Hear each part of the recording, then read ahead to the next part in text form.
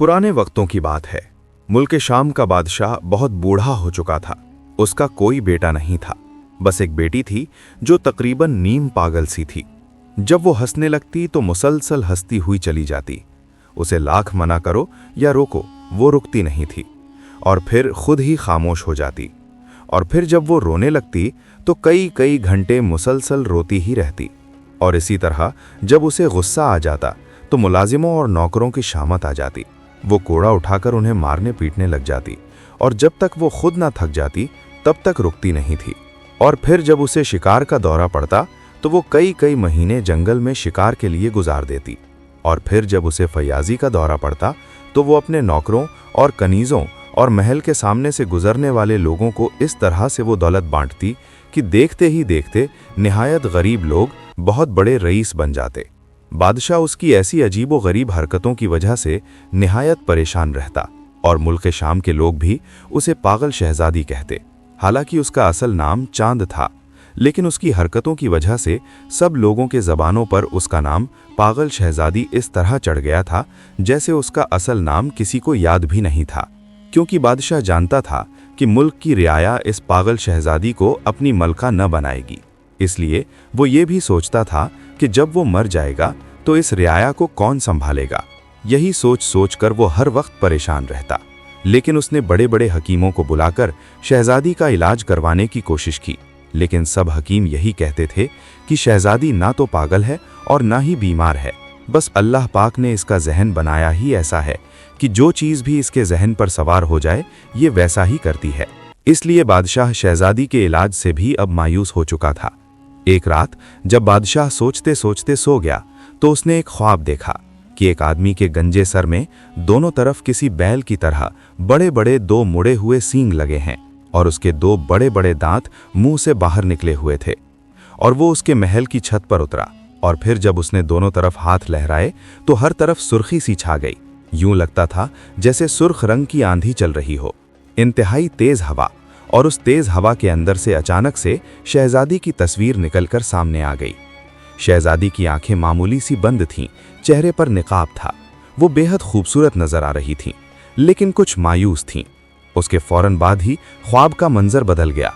यूं लगा जैसे शहजादी ने एक आम सा लिबास पहन रखा है और किसी आदमी ने उसके दोनों बाजू पकड़कर उसे पीछे से जकड़ रखा है और एक बड़ी बड़ी मूंछों वाला आदमी हाथ में एक खंजर लिए शहजादी को मारने के लिए तैयार है।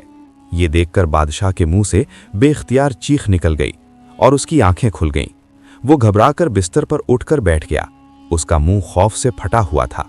उसकी आवाज सुनकर एक दरबान दौड़ता हुआ उसके करीब आया और बोला, बादशाह सलामत, ये आपकी चीख थी। दरबारी निहायत हैरान होकर बोला, हाँ, हम कोई बुरा ख्वाब देख रहे थे। तुम ऐसा करो कि जल्दी से जाओ और शाही नजूमी को बुला कर ले आओ ताकि हम अपने ख्वाब की ताबीर जान सकें।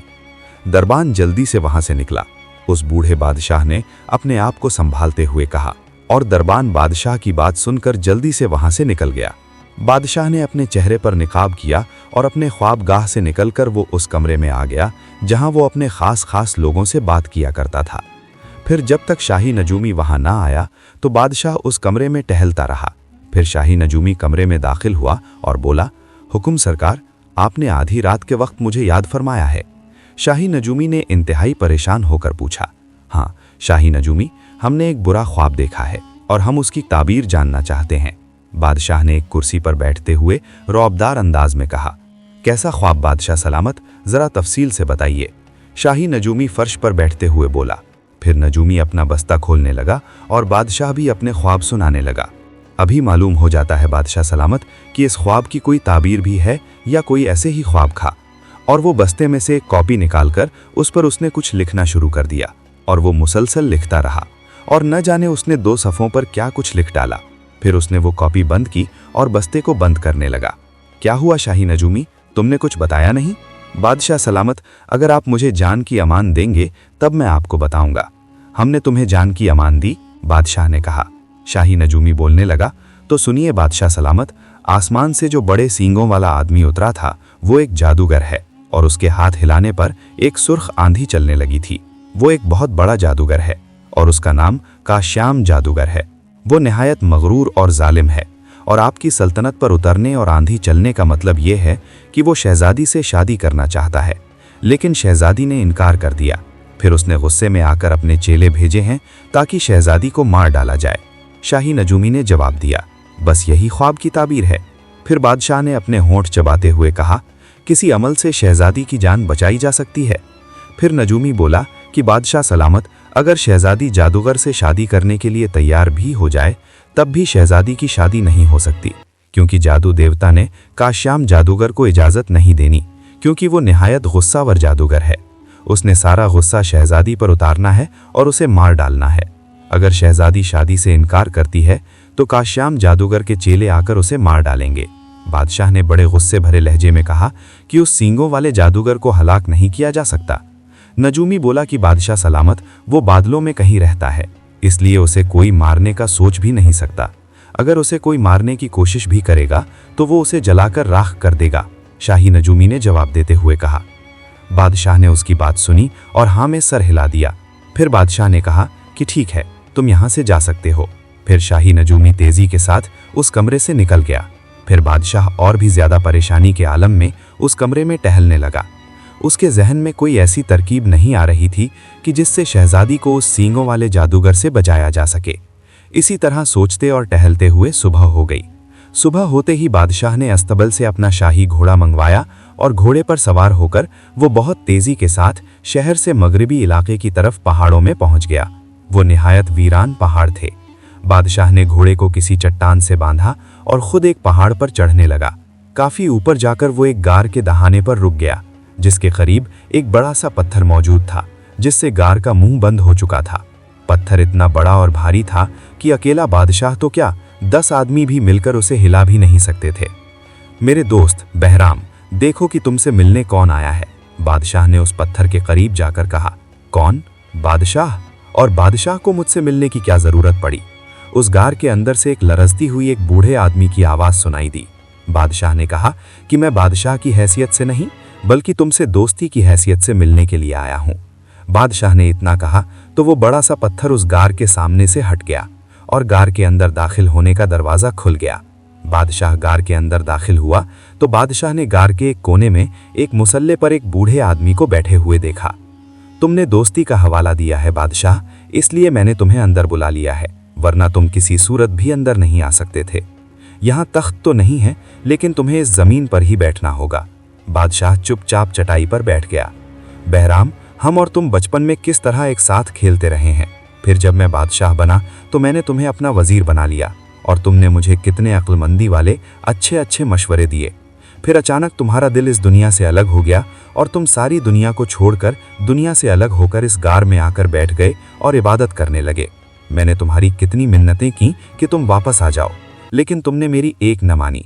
लेकिन आज फिर मुझे तुम्हारी जरूरत पड़ी है। बादशाह ने कहा, क्या मतलब? तुम चाहते हो कि मैं फिर से तुम्हारा वजीर बन जाऊं? उस दरवेश आदमी ने निहायत गुस्से भरे अंदाज में कहा, नहीं, मुझे यकीन है कि तुम ऐसा हरगिज नहीं करोगे। वजीर आम तो दूर, तुम्हें अगर पूरी दुनिया की बादशाही भी सौंप दी जाए तो तुम कभी भी अपनी इस गार से बाहर नहीं निकलोगे। बादशाह ने कहा, बादशाह भी बनाया जाए तो तुम फिर भी ऐसा काम नहीं करोगे, बादशाह ने कहा। फिर दरवेश बोला, तुमने ठीक कहा बादशाह, कि जो सुकून अल्लाह ताला की याद में मिलता है वो बादशाह बनकर भी नहीं मिलता। अगर ऐसा नहीं है तो मैं तुम्हारी क्या मदद कर सकता हूं? मुझसे ज्यादा तो मेरी चांद बेटी को तुम्हारी जरूरत है। बादशाह ने कहा, वो निहायत परेशानी में है।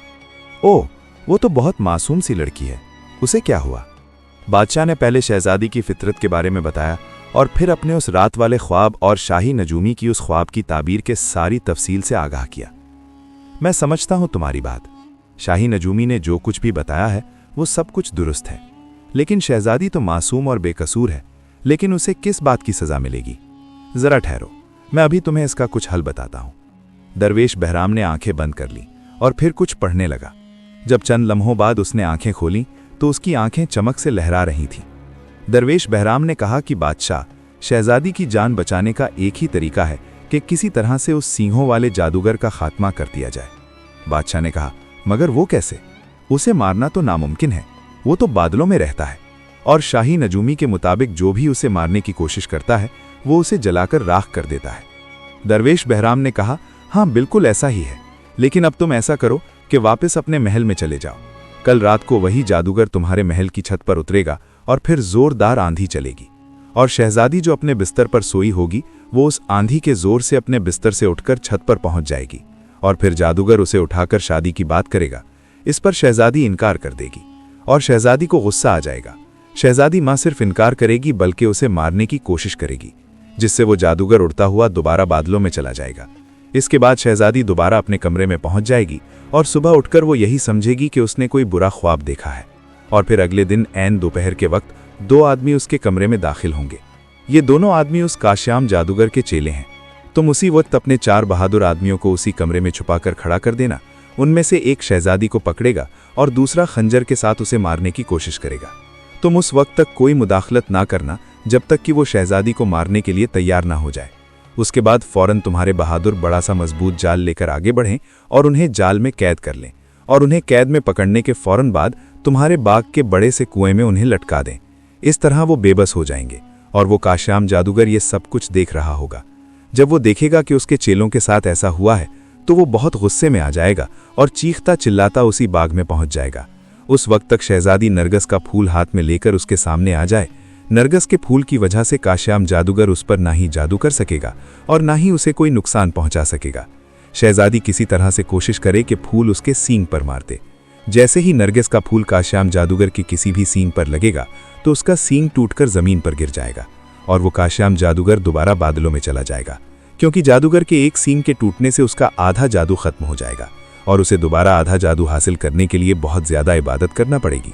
उसके बाद तुम उसके चेलों को आग में डाल देना। जैसे ही उन्हें आग में डाल दिया जाएगा, उनकी चीखों पुकार सुनकर काश्याम जादूगर दोबारा नीचे उतरने पर मजबूर हो जाएगा। उस वक्त तक शहजादी नरगिस का दूसरा फूल उसके दूसरे सींग पर मार दे तो उससे उसका दूसरा सींग भी टूट जाएगा और ऐसे उसका सारा जादू खत्म हो जाएगा। इसके बाद वो तलवार निकालकर शहजादी पर हमला करेगा।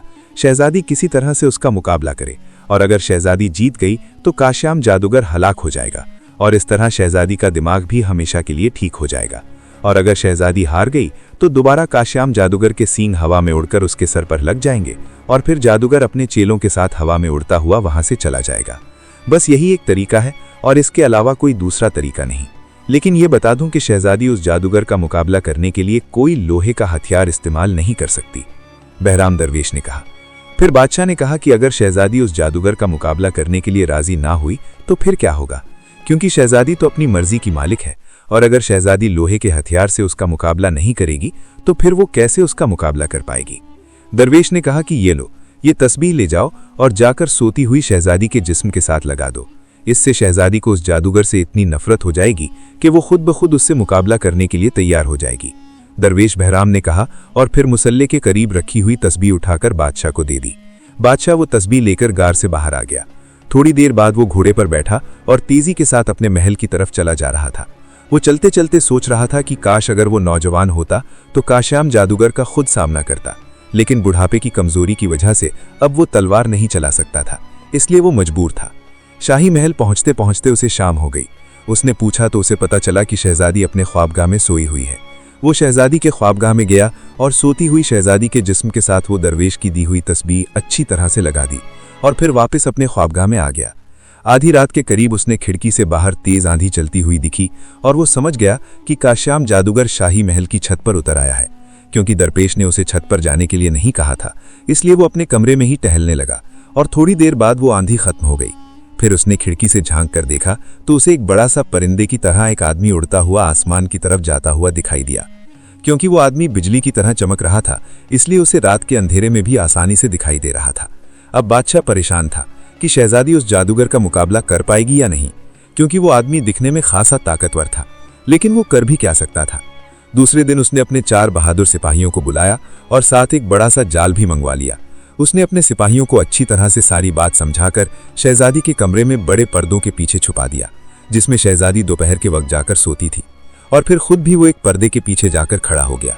दोपहर से पहले शहजादी कमरे में दाखिल हुई और अपने बिस्तर पर आकर लेटकर सो गई। ऐन दोपहर के वक्त 2 आदमी उस कमरे में दाखिल हुए। बादशाह देखते ही पहचान गया कि ये काश्याम जादूगर के चेले हैं, क्योंकि वो उनकी शक्लें ख्वाब में पहले ही देख चुका था। उनमें से एक ने ख्वाबगाह का दरवाज़ा बंद किया, फिर दूसरा जल्दी से शहजादी के पास आया और शहजादी को उठाकर खड़ा कर दिया और फिर ज़बरदस्ती उसे हाथों से पकड़ लिया। क्योंकि शहजादी को नींद से अचानक बेदार किया गया था, इसलिए उसके चेहरे पर हैरानी के तासुरात थे। उसे समझ नहीं आ रहा था कि वो उसके साथ क्या हो रहा है।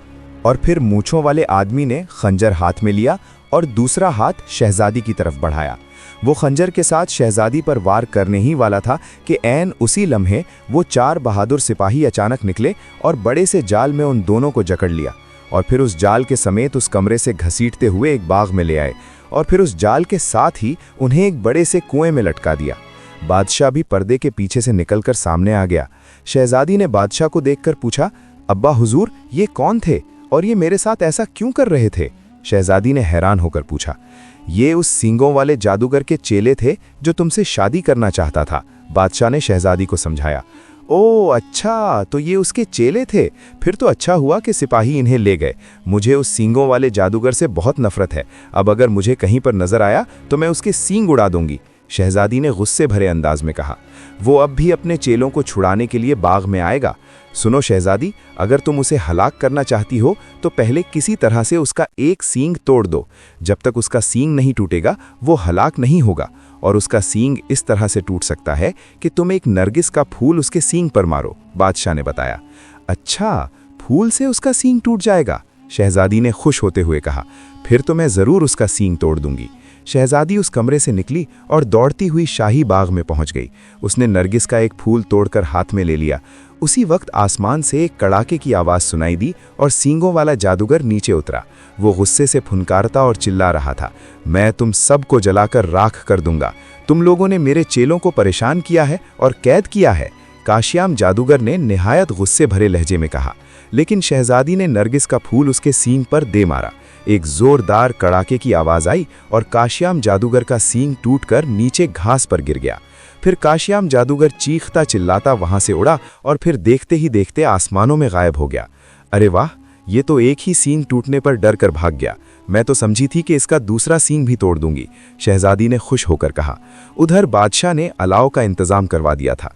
जैसे ही काशियाम जादूगर रुकर उनकी नजरों के सामने से आसमान में गायब हुआ, उसी वक्त बादशाह के हुक्म पर अलाव में आग लगा दी गई और सिपाहियों ने वो कुएं के अंदर लटकते हुए जाल को खींचा जिसमें काशियाम जादूगर के चेले थे, और काशियाम जादूगर के चेलों को उस अलाव में जलने वाली आग में डाल दिया। उसके बाद शहजादी ने वो नरगिस का फूल हाथ में उठा लिया जिससे उसने जादूगर का सींग तोड़ा था। जैसे ही जादूगर के चेलों को आग में डाला गया, इस बार जादूगर निहायत गुस्से में चीखता और चिल्लाता जमीन पर दोबारा उतरा। इस बार उसके हाथ में तलवार भी थी। मैं तुम सबको हलाक कर दूंगा। तुमने मेरा आधा जादू भी खत्म कर दिया है और मेरे खास चेलों को भी आग में जलाकर हलाक कर दिया। वो ये कहकर बादशाह की तरफ हमला करने के लिए लपका ही था कि शहजादी ने वो नरगिस का फूल उसके दूसरे सींग पर दे मारा। जैसे ही वो फूल उसके सींग से टकराया, एक जोरदार कड़ाका हुआ और वो दूसरा सींग भी टूटकर जमीन पर आ गिरा। अब तो काशियाम जादूगर गुस्से से पागल ही हो गया। वो तलवार उठाकर शहजादी की तरफ हमला करने के लिए लपका। तुम मुझ पर हाथ उठा रहे हो? मुझ पर तुम्हारी इतनी हिम्मत? ये सुनकर शहजादी को शदीद गुस्सा आ गया और इस कदर उसका गुस्सा बढ़ गया कि उसने वो जादूगर का सींग जो टूटकर जमीन पर गिर चुका था वो जल्दी से उठाया और इससे पहले कि जादूगर की तलवार उसके ऊपर पड़ती, उसने वो सींग जादूगर के सीने में दे मारा। सींग का आगे वाला नुकीला हिस्सा जादूगर के सीने में जाकर पेबस्त हो गया, जिससे जादूगर जमीन पर गिर गया और उसके हाथ से वो तलवार भी जमीन पर गिर गई। क्योंकि शहजादी बहुत ज्यादा गुस्से में थी, इसलिए शहजादी ने उसका दूसरा सींग भी उठाया। इससे पहले कि जादूगर दोबारा उठता, शहजादी ने वो सींग मार मार कर उसे शदीद जख्मी कर दिया। क्योंकि जादूगर के दोनों सींग टूट चुके थे, इसलिए उसका सारा जादू खत्म हो चुका था। इसलिए वो एक आम आदमी था और शहजादी का गुस्सा बढ़ता जा रहा था और इस वक्त वो गुस्से में वाकई ही पागल नजर आ रही थी। इसलिए शहजादी के हाथ इतनी तेजी के साथ चल रहे थे जैसे कोई मशीन चल रही हो, और उसने वो सींग जादूगर को मार मार कर उसे बेहाल कर दिया। अब वो शहजादी के आगे हाथ जोड़ रहा था, गिड़गिड़ाकर माफिया मांग रहा था, लेकिन शहजादी का गुस्सा उसकी आदत के मुताबिक घटने की बजाय बढ़ता हुआ जा रहा था। इसलिए शहजादी ने उसकी एक न सुनी और जब तक कि वो जादूगर मर नहीं गया तो शहजादी का गुस्सा ठंडा नहीं हुआ। अब जादूगर के मरते ही एक जोरदार कड़ाका हुआ और जैसे आसमान से एक आबशार उतरता हुआ दिखाई दिया और इस तरह रोशनी का एक धारा नीचे आया और शहजादी उस रोशनी के जद में आई और एक चीख मारकर बेहोश हो गई और इस तरह काशियाम जादूगर की लाश धुआं बनकर गायब हो गई। बादशाह जो शहजादी के चीख मारने पर बेहद खुश था, अब वो उसे बेहोश देखकर परेशान हो गया। उसने शहजादी को होश में लाने की बेहद कोशिश की, लेकिन शहजादी होश में नहीं आई। सारे हकीमों ने भी अपनी कोशिशें कर लीं। आखिरकार बादशाह को उस बहराम दरवेश का ख्याल आया। वो फिर अपने घोड़े पर सवार होकर उसी पहाड़ की तरफ चल पड़ा। आओ बादशाह, अंदर आ जाओ। बादशाह के उस पहाड़ के करीब पहुंचते ही गार के अंदर से आवाज आई और बादशाह अंदर दाखिल हो गया। गार का दहाना खुला हुआ था, इसलिए बादशाह अंदर दाखिल हो गया। अंदर जाकर देखा तो वहीं दरवेश वैसे ही मुसल्ले पर बैठा हुआ था। मुबारक हो बादशाह, शहजादी ने निहायत बहादुरी से काम लिया है, क्योंकि उस जादूगर पर लोहे का कोई हथियार काम नहीं कर सकता था। इसलिए सबसे बेहतर तरीका यही था कि किसी तरह से उसके सींग को जख्मी कर दिया जाए, जिससे वो बेबस हो जाए। वाकई ही शहजादे ने बहुत हिम्मत, बहादुरी और समझदारी से काम लिया है, उस दरवेश बहराम ने मुस्कुराते हुए कहा। लेकिन दरवेश बहराम, उस जादूगर के मरते ही आसमान से एक रोशनी नीचे आई और शहजादी पर पड़ी तो शहजादी को अभी तक होश नहीं आया। हालांकि सारे हकीमों ने अपनी कोशिशें कर ली हैं। बादशाह ने परेशान होकर बताया, ओ तो ये बात है, वो तस्बीह तो तुम्हारे पास ही होगी जो मैंने तुम्हें दी थी। बादशाह ने कहा, जी बिल्कुल, वो तस्बीह हमारे पास ही है। दरवेश बोला कि वो तस्बीह शहजादी के गले में पहना देना। इससे ना सिर्फ शहजादी होश में आ जाएगी, बल्कि वो बिल्कुल तंदुरुस्त हो जाएगी। फिर तुम शहजादी की शादी कर देना। फिर बादशाह ने दरवेश से इजाजत ली और वापस अपने महल में आ गया। और फिर बादशाह ने अपने महल में पहुंचते ही वो तस्बीह अपने खास कमरे की अलमारी से निकाल ली और शहजादी के गले में ले जाकर डाल दी। शहजादी फौरन होश में आ गई और वाकई ही उसके साथ ही शहजादी का सारा पागलपन भी दूर हो गया। उसने रियाया की इतनी खिदमत की कि रियाया उससे बहुत खुश हो गई और उसे अपनी मलका बनाने के लिए तैयार हो गई। और अब रियाया उसे पागल शहजादी कहने की बजाय चांद शहजादी कहने लगी। फिर बादशाह ने एक हमसाए मुल्क के खूबसूरत और बहादुर शहजादे से शहजादी की शादी कर दी और खुद बादशाह ने तख्त ताज छोड़ दिया और शहजादी मुल्क शाम पर हुकूमत करने लगी और रियाया अब उसे चांद शहजादी ही कहती थी। शहजादी भी इस खिताब पर बेहद खुश थी और अब वो और भी ज्यादा रियाया की खिदमत करने लगी। उसका शौहर भी शहजादे की तरह रियाया के हमदर्द और नेक आदमी था, इसलिए पूरे शहर में खुशहाली और चैनो सुकून फैल गया। प्यारे दोस्तों, उम्मीद करता हूं कि आज की ये सच्ची कहानी आपको पसंद आई होगी। अगर वीडियो अच्छी लगी हो तो कमेंट्स में अपनी राय का इजहार जरूर कीजिएगा। हमारे चैनल को सब्सक्राइब कर दीजिएगा। वीडियो देखने का बहुत बहुत शुक्रिया। हसन अल बसरी कुरान एकेडमी के साथ कुरान सीखें। हम दुनिया भर में स्काइप, जूम और व्हाट्सएप के जरिए कुरान की तालीम देते हैं। हम मुब्तदियों के लिए कुरान तजवीद के साथ किरत कोर्स, कुरान तर्जुमा, कुरान हिफ्ज और तफसीर के कोर्सेज पेश करते हैं।